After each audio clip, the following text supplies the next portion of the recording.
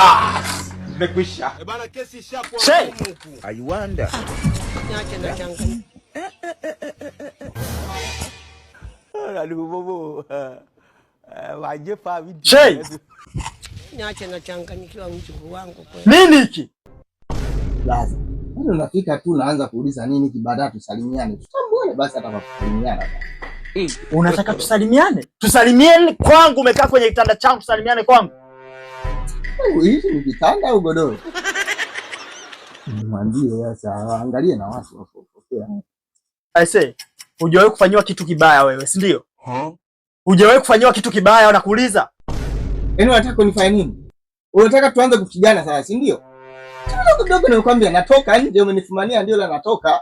Sasa unataka tuanze kupigana sasa, si ndio lengo lako? Hakuna. Tupigane? Tupigane kwangu au nikupige? Sasa bwana tusifikie kala kwanza kupigana. Unajua? Mambo madogo madogo bwana.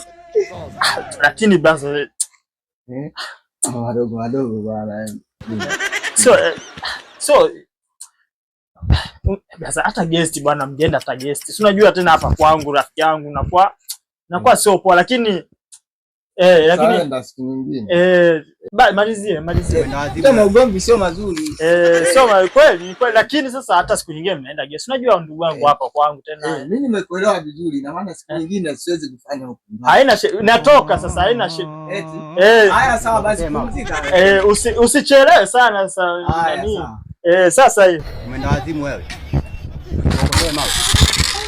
Taandika hapa.